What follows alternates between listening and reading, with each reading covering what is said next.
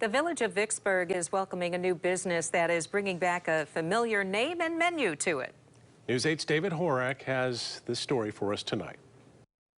Yeah, it happens to be a major checkpoint in the ongoing renovations in the village of Vicksburg.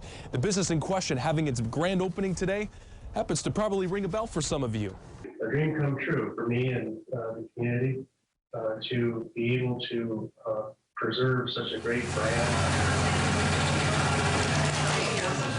After more than a year on hiatus, Mackenzie's Bakery is back. Well, is it the same as before? I have to be vague and say a yes and a no. So in some ways, it is the same Mackenzie's Bakery. The longtime confectionery closed down in late 2020 after its namesake, John Mackenzie, decided to retire. But since then, the name, recipes, equipment, and staff were acquired by the owner of the mill at Vicksburg, Chris Moore. While I live in Seattle, my heart is in Michigan, in Vicksburg. That's where the new iteration of the bakery is now open for business, inside this storefront on Prairie Street that only took 9 months to renovate.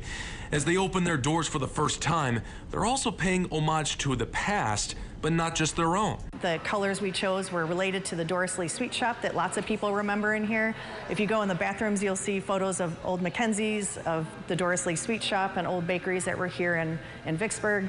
So there's a lot to it as far as caring very much about preserving the history. With help from some consultant named John Mackenzie, regular customers can now taste their old favorites and may be treated to new delicacies down the line. I think it's a great opportunity to take something old and put a new spin on it that, again, recreating what people liked before into something that may be even better than what it used to be. And what's even more interesting is the fact that this building is actually a part of a district of more than 300 residential and commercial buildings that were recommended by the state to be on the National Register of Historic Places.